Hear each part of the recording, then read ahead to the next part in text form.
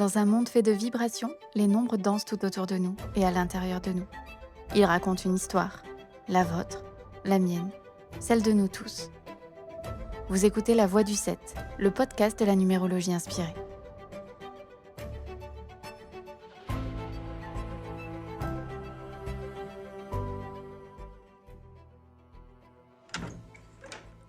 Bonjour à tous et toutes. Entrez, je vous en prie. Installez-vous près du feu. Bienvenue dans ce tout premier épisode autour des nombres. Il y a encore peu, nous étions dans le tourbillon de l'année 2025, le tsunami de l'année universelle 9 qui nous a, pour la plupart d'entre nous, énormément chamboulés. Le nombre 9 en numérologie représente la fin d'un cycle, la clôture, le deuil, le grand nettoyage, l'aboutissement. Mais tout cela paraît bien vaste. Le nombre 9 précède le 1. Il annonce ainsi le grand renouveau, le redémarrage, la nouveauté. Lorsque vous vous apprêtez à déménager et à investir un nouveau lieu, généralement, il vous est demandé de vider et de nettoyer le précédent. C'est ça, entre autres, l'énergie du 9. Clôturer, nettoyer, déblayer pour mieux redémarrer. Mais lorsque vous travaillez dur, par exemple, pour un projet depuis des mois, voire des années, et qu'il aboutit enfin, c'est la fin de ce dur labeur, l'aboutissement tant attendu.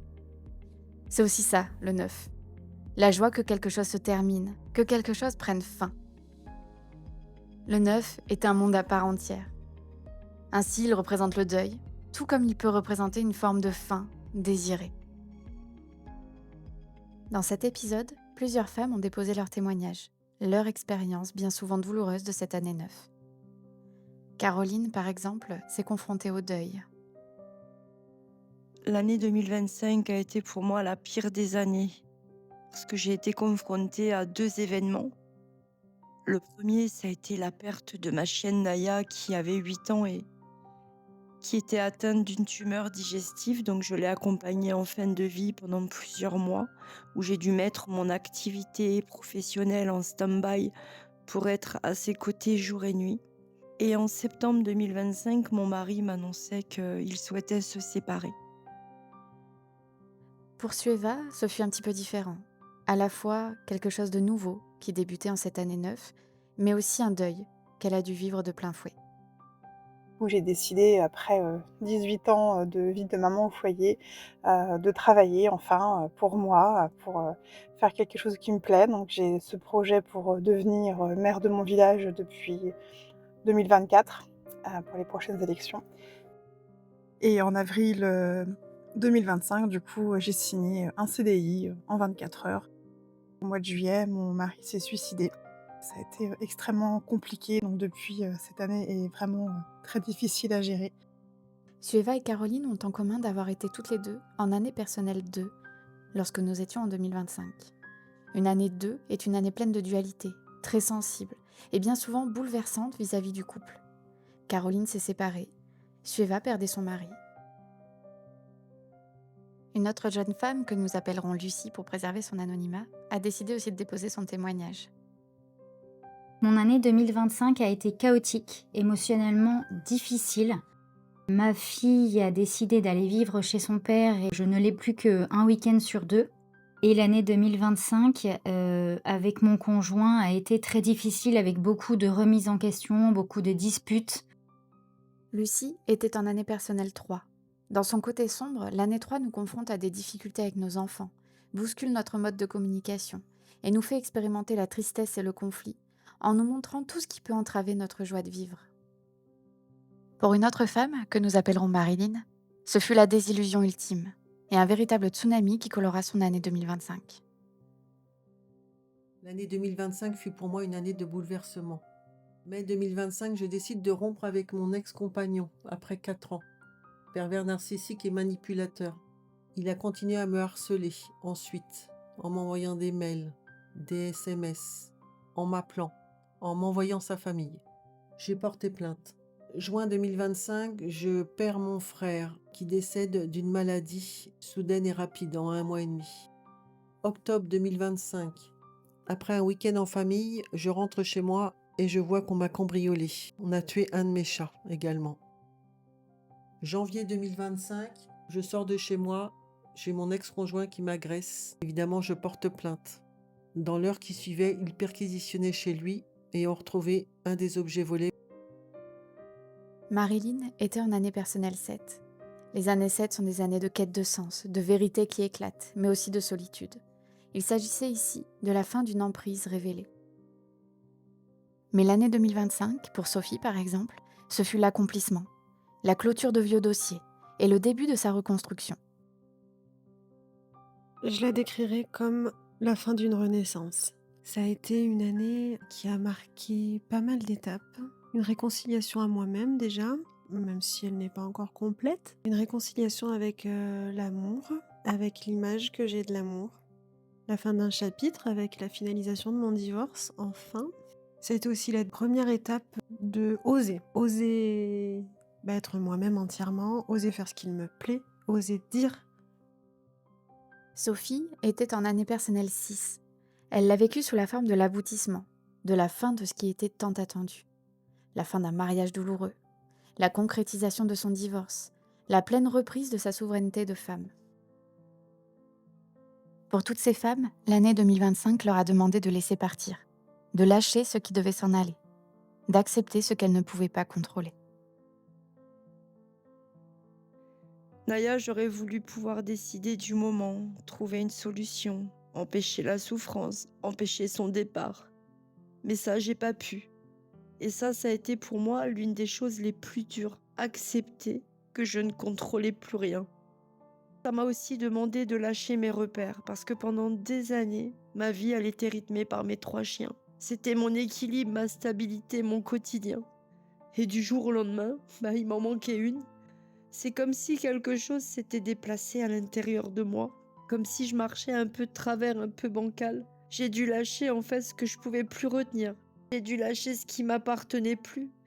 Et puis j'ai aussi compris que de laisser partir quelqu'un qui souffre, c'est pas forcément abandonner, c'est aussi aimer profondément et d'un amour sans condition. Et avec Naya, j'ai appris que le vrai lâcher prise, c'est aussi parfois d'accepter de dire au revoir, même quand tout en nous voudrait dire « allez, reste encore un peu avec moi ». Pour Caroline, c'est une partie d'elle qu'elle a dû laisser partir, un de ses bébés, un de ses chiens. Pour Sueva, c'est un chapitre entier de sa vie qui s'en est allé. Ça faisait 21 ans de mariage et 26 ans où on était ensemble. Je l'ai connu à 18 ans, donc j'ai non seulement perdu mon mari physiquement, mais une grosse partie de ma vie, en fait. On a grandi ensemble. C'est vraiment une vie entière. On a élevé nos enfants, nos 3 enfants. On a construit nos métiers, notre vie ensemble, notre vie individuelle. Et c'est très compliqué de me dire que tout ce passé, en fait, est derrière moi. Et pour l'instant, j'ai encore vraiment une douleur au cœur quand je pense à il y a quelques années en arrière, à la naissance de nos enfants, à nos jours heureux ensemble, à nos voyages, à notre mariage. Pour le moment, c'est vraiment douloureux de me dire que tout ça, c'est passé et que ça ne reviendra plus et qu'il n'est plus là avec moi. Pour Lucie, ce sont des deuils particuliers. Dire au revoir à ce qui n'est plus, tout en étant encore là. Ce qu'on m'a demandé de laisser partir, c'était mon amoureux, qui est aussi, enfin qui était et qui est toujours, malgré tout ça, mon meilleur ami, la personne avec qui je riais de tout, je partageais tout. Même si ces derniers temps on s'était éloignés, qu'on partageait justement plus grand-chose, c'était mon tout. Et puis j'ai perdu également mon quotidien avec ma fille qui se résume maintenant à un week-end sur 2. Pour Sophie, il a fallu laisser partir une partie d'elle, un fonctionnement dont elle ne voulait plus. Que j'ai laissé partir en 2025, l'illusion que la suradaptation peut suffire. J'ai laissé partir aussi une version de moi entièrement, celle qui pensait que pour être aimée, il fallait que je me contorsionne en ce qu'on attendait de moi ou en ce que je pensais que l'on attendait de moi. J'ai laissé partir le fait que je ne méritais pas. On dit souvent que l'année 9 ne nous laisse pas le choix. Elle arrive avec son point de non-retour, cette manifestation incessante de ce qu'on ne peut pas ignorer. Pour Caroline, il s'agissait de sa relation. Je reculais l'échéance. J'étais convaincue que cette relation ne me mènerait à rien si ce n'est de la souffrance, si ce n'est du sacrifice. J'en étais consciente, mais tellement consciente. Mais j'arrivais pas à faire ce pas, j'arrivais pas à prendre la décision et je me disais toujours, Caroline, mais qui va vouloir de toi? Quel homme, quelle personne va te vouloir, ne serait-ce que pour ton physique, en fait, je me suis trop sacrifiée, je me suis trop dévalorisée. C'est surtout ça, je me suis dévalorisée et je pense que cet homme m'a fait perdre confiance en moi. Et tant mieux s'il a pris cette décision parce que il m'a mis face à la réalité et aujourd'hui, rien que pour ça, je lui dis merci. Pour Sueva, ça a été le retrait assez violent d'œillères qu'elle portait depuis longtemps. Je n'aime pas regarder la réalité de la vie. Pour le coup, lorsqu'il y a des difficultés, je me cache les yeux et j'essaie de les contourner au mieux. Et là, avec le décès de mon mari et je suis obligée de me confronter, en fait, aux pires horreurs. Je pense que je le fais plutôt bien parce que vraiment j'avance et je fonce dans le tas et du coup, je suis obligée de le faire, avec le plus de discernement possible. Pour Marilyn, le voile s'est levé. Ce qu'elle refusait de voir jusqu'alors lui a sauté aux yeux. La fin de cet état d'emprise est enfin arrivée. Ici, l'année 7 sur une année universelle 9 prend ainsi tout son sens. Il fallait que la vérité éclate et que Marilyn puisse voir ce qu'il en était vraiment. Je voyais bien que ça allait plus entre nous, qu'on faisait que de s'engueuler, qu'il m'humiliait et que je n'acceptais plus la situation. J'avais vraiment l'impression de plus être moi-même. Dans ces derniers mois, j'avais l'impression de le redécouvrir, de le voir vraiment comment il était. J'acceptais plus. J'acceptais plus qu'il m'humilie, qu'il me manipule. Pour Sophie, ce fut un appel ultime à une reconnexion à soi. Ici, on peut voir l'année 6 de Sophie danser tout autour d'elle. Voyez le graphisme du 6 tout en rondeur et en douceur, tout en harmonie. Sophie a été appelée vers un rééquilibre de ses besoins et la clôture de tout ce qui pourrait encore entraver cela. Ce que j'ai pas pu éviter en 2025, c'est de m'occuper de moi, d'apprendre à être égoïste positivement. Ça a été un appel plus fort que tout en fait. Pour finir de me reconnecter réellement à moi et à ce qui est important pour moi. Donc mes enfants, ma famille, mais aussi mes centres d'intérêt. J'ai le droit d'avoir des centres d'intérêt, de respecter mes valeurs et d'être aimée pour ça et de m'aimer pour ça. Je mérite tout ça. J'ai pas pu m'éviter moi-même en 2025. Et le corps dans tout ça? Comment réagit-il face à tous ces bouleversements, à toutes ces fins? Selon les nombres de chacune, le corps a réagi différemment. Caroline présente du 9 et du 11 dans son thème, révélateur d'une grande hypersensibilité et d'une tendance très prononcée à la somatisation. Ainsi, son corps réagit. Il réagit de manière intense, en la limitant dans ses mouvements. Ces nombres sont actuellement mis à mal et expriment leur souffrance. J'ai l'impression d'avoir pris des années dans mon corps. Je me sens en fait comme si j'étais dans un corps de vieille, même si la tête est jeune. J'ai aujourd'hui une capsulite rétractive, donc ce qu'on appelle une épaule gelée, même si pourtant j'ai l'impression de libérer mes émotions par la parole. Je pleure, donc j'ai aucun problème avec ça. Mais le corps, il doit retenir certaines émotions et j'ai une fibromyalgie et j'ai tellement de choses qui me font mal à l'intérieur. Au niveau des douleurs, moi, tout est vraiment au niveau des douleurs physiques. Pour Sueva, c'est une pulsion de vie qui a pris le relais. Son 6 la pousse à se concentrer sur ses enfants et sa famille. Son chemin de vie 11 lui donne la force d'avancer. J'ai l'impression que pour l'instant, je suis en mode warrior. J'ai vraiment activé cette carapace tout autour de moi. Je fonce, j'avance. Je suis pleine de projets, je suis pleine de vie. J'ai l'impression que cette vie qui est partie de son côté, j'ai envie de la prendre avec moi et de vivre pour deux, en fait. De vivre pour lui, de vivre pour moi, 2 fois plus. J'ai besoin de me sentir vivante, j'ai besoin de me challenger sur plein de choses, au niveau professionnel, au niveau personnel. Une vie, on n'en a qu'une. et j'ai pas envie de la gâcher. Pour le moment, j'ai pas vraiment de douleur, pas de symptômes. J'ai parfois un peu, quelques douleurs au niveau des épaules, parce que je pense que je porte vraiment beaucoup de charge. Je suis à la fois, la maman et le papa et j'avance, voilà, je me challenge sur des défis, c'est, plein de choses. J'ai jamais changé, une ampoule de ma vie, j'ai dû le faire. Enfin, il y a plein de choses que j'ai dû mettre en place parce que du coup, je me suis jamais intéressée, à tout ça, mais là, j'ai pas le choix. Pour Lucie, ce fut son 3 qui se retrouva dans son côté sombre, avec la tristesse et le manque d'envie. Perte de poids, une déprime par moment, où ça allait et puis, d'un seul coup, sans raison apparente, le monde s'effondre. Les pleurs sont là, la déprime est là, on broie du noir, on a envie de rien et juste de rester couché et de dormir et de se réveiller ailleurs que dans cette vie, parce qu'on a l'impression que c'est pas la nôtre, que c'est un pur cauchemar. Manque de sommeil, d'être au ralenti, compliqué de se concentrer au travail, envie vraiment, de rien. Pour Marilyn, la fatigue qu'elle décrit est typique d'une année personnelle 7 éprouvante. Extrême fatigue. J'étais très très fatiguée, épuisée. Sophie, elle, décrit la puissante libération que son année lui a apportée, tant au niveau de sa vie que de son corps. Je me suis jamais sentie aussi calme à l'intérieur de ma tempête. Les coups de vent, ils sont toujours là, mais moi j'ai l'impression d'être au ralenti dedans et de les vivre différemment. Elle me porte plus que je me bats contre elle, maintenant. Mon corps aussi, il en a profité pour lâcher. Pour lâcher tout ce qu'il supportait depuis des années. Je fais toujours des insomnies, ça je pense que j'en ferai toute ma vie. Alors oui, j'ai été ralentie par une blessure, parce que mon corps a dit merde. Et en même temps, il a dépassé des sommets. Je remercie mon corps de me permettre de faire tout ce que je fais, de réaliser tout ce que je réalise. La randonnée, la course à pied, le badminton. De pas me limiter trop. Voilà, en fait, il me limite quand je l'écoute pas. Donc là, je l'avais pas écouté, donc il m'a limité.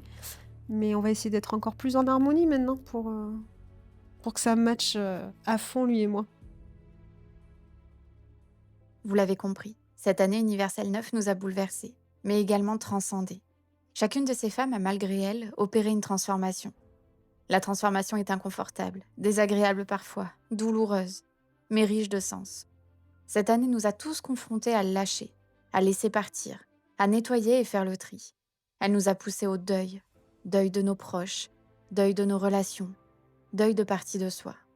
Pour Caroline, ce fut un véritable apprentissage de l'amour de soi. Malgré la douleur, j'ai pris conscience qu'aujourd'hui, il fallait que je sois un petit peu plus égoïste et que je pense plus à moi. J'ai plus d'amour aussi envers moi-même. J'ai appris beaucoup de choses et cette douleur m'a transformée. C'est comme si, d'un coup d'une baguette magique, l'univers m'avait fait comprendre que tout est là pour te transformer et que tout est leçon en fait. Pour Sueva, c'est une autorisation à vivre sa pleine liberté. J'ai aussi envie de vivre pour moi-même. Je sais que mes enfants sont en train de grandir, ils sont adolescents. Un jour, ils partiront de la maison. Donc vraiment, cette liberté, qui m'est offerte, je pense qu'il faut que je la saisisse et c'est un grand pas en avant pour moi. Pour Lucie, à l'image de son année 3, il s'agissait de s'aligner avec sa communication et de s'autoriser à exprimer ses besoins. Ça a été une prise de conscience qu'il fallait que je m'affirme, que j'ose dire les choses. Je me suis armée de courage, de force. J'ai eu besoin aussi de faire une introspection, de me découvrir, de me redécouvrir, savoir pourquoi j'étais là, qu'est-ce qu'on attendait de moi, quelles étaient mes pistes d'évolution. Pour Marilyn, il s'agissait de prendre conscience de sa force et de sa capacité à reprendre sa liberté. Malgré tout ce que j'ai vécu cette année, j'ai compris que j'étais forte et que je pouvais dépasser tout ça. Que l'important, c'était vraiment de vivre le moment présent. Sophie s'est réconciliée avec son corps, a redéfini des limites et a pris confiance en elle. Je crois profondément en moi, que je peux le faire. Donc je peux réussir ma formation. Je suis arrivée à me débarrasser de mes locataires indésirables qui étaient mes kilos. J'arrive à me tenir à mon hygiène de vie qui me plaît, qui me correspond. J'arrive à respecter mes limites dans mes relations, me recentrer sur moi et mes enfants. De manière générale, en tant que femme aussi, pas que en tant que maman. Ça, c'est important aussi. Mais à quoi sert finalement la numérologie dans tout ceci ?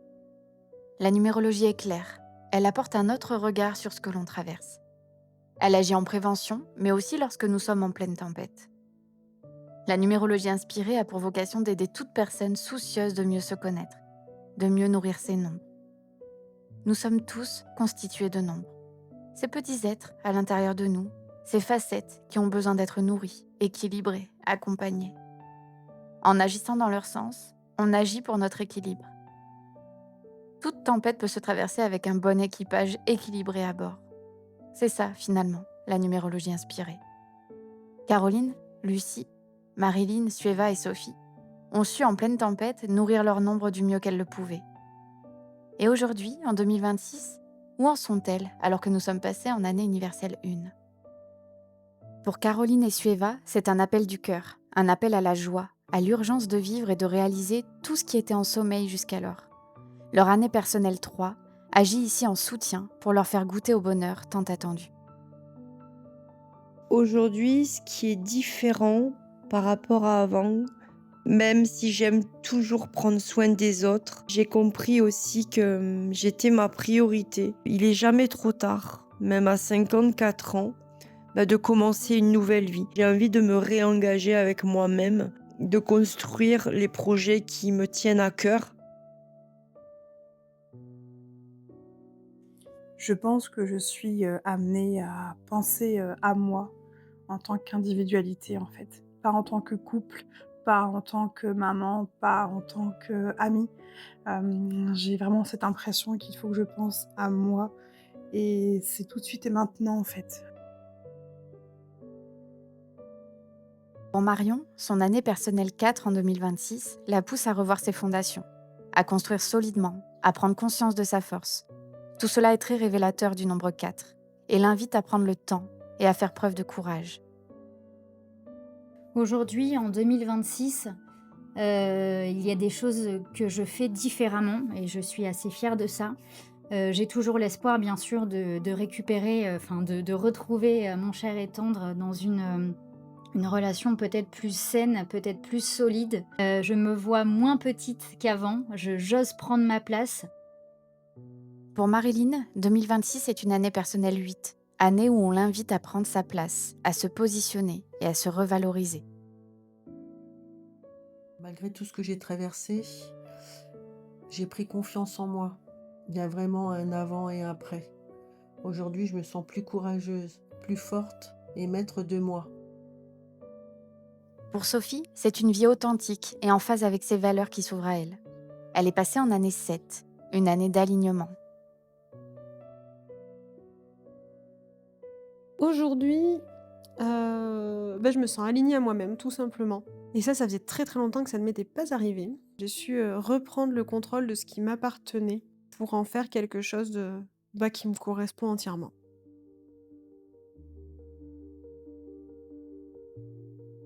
Quant à moi, je n'ai pas été épargnée. Et non, ce n'est pas parce que l'on est numérologue que l'on échappe à la règle des nombres. En 2025, je traversais une année personnelle 5. À peine un pied dedans, on me trouvait une masse au sein. J'ai passé les fêtes de Noël dans l'attente des résultats après une multitude d'examens. Échographie, mammographie, biopsie. Sur la table d'examen, je repense à ma mère qui, il y a 10 ans, est partie au creux de mes bras suite à un cancer des ovaires. Et je l'entends encore me dire, quelques heures avant son décès, « Ne fais pas les mêmes erreurs que moi, ma chérie. » Je décide alors de faire la liste de tout ce que je n'ai pas pu vivre jusque-là, de tout ce que j'ai repoussé, de toutes mes peurs, de tous ces « plus tard, je ferai ça plus tard ». Mais plus tard, bien souvent, c'est trop tard. Sur cette liste, il y a le parapente, alors que j'ai un vertige limite pathologique, qui fait que mon cerveau se met sur off dès que je suis en hauteur. Un nouveau piercing, un voyage à l'autre bout du monde, le Laos, me mettre au cerceau aérien, au ukulélé. Bref, vivre pleinement. Un nouveau moi se révèle. Je rêve de voyage, de liberté. Tout ça est propre à l'année 5. La vie, le mouvement. Je traverse tout ceci avec un mélange de sidération et de mouvement en même temps. Je surprends mon entourage. Je suis un paradoxe à moi toute seule. Je ne suis plus tout à fait moi. En tout cas, plus tout à fait la moi d'avant. Ce que j'ai au sein n'est pas commun. On surveille sans trop savoir. En attendant, je vis. Puis, suspicion de mélanome au niveau de la bouche. On m'oblige encore à faire du tri, du ménage, à mettre du sens sur ce qui n'est pas dit. Sur la liste, il y a le lancement de mon podcast, la publication de mes livres, sortir de la censure. Voilà ce que me dit ce petit météorite posé sur ma lèvre. Nous sommes en année universelle 9 à ce moment-là, ne l'oublions pas. Alors je freine par moments mes élans. Je me repose, car c'est ce qu'on me dit de faire. Mais je ne cède pas à la peur qui pourrait être mon principal ennemi cette année. Je vis, j'apprends à vivre, à sortir de l'adaptation dans laquelle on m'a enfermée depuis toujours. Je suis de ces enfants nés pour être utiles, nés pour être les médiateurs familiaux, puis les moutons noirs, les révélateurs de secrets, tout en étant aussi ceux qui doivent se taire et protéger. Cette année, mon corps a dit stop, tout en me disant « bouge ». Il m'a dit qu'il y avait urgence à prendre soin de moi, à me reposer et en même temps à sortir du carcan dans lequel j'étais depuis ma naissance. Alors, je suis partie en voyage, à l'image du 5, mais pas seulement au Laos, en voyage à ma rencontre. Aujourd'hui, je suis en année 6 et je suis encore dans cette dynamique du prendre soin de moi, de ce corps qui me porte et en qui j'ai une éternelle reconnaissance.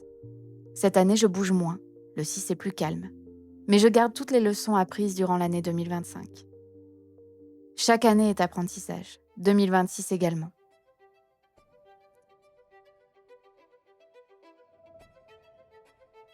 Je vous remercie d'avoir écouté ce premier épisode de La Voix du 7, le podcast de la numérologie inspirée. Merci à Sueva, Marilyn, Sophie, Lucie et Caroline d'avoir témoigné, d'avoir déposé ces mots avec courage, d'avoir osé parler de leur année 2025, qui pour la plupart d'entre elles, a véritablement été bouleversante. Sans doute vous êtes-vous retrouvés dans leurs témoignages, dans le mien. Sans doute avez-vous vécu une profonde année de transformation également. Ainsi, sachez que vous n'êtes pas seul. Vous pourrez retrouver dans de prochains épisodes d'autres thématiques qui seront abordées sous l'angle de la numérologie inspirée. N'hésitez pas à me contacter pour participer et déposer votre histoire. Vous pouvez me contacter par mail, sur Instagram ou via mon site internet.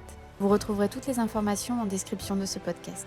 En attendant, prenez soin de vous et à très bientôt sur La Voix du 7, le podcast de la numérologie inspirée.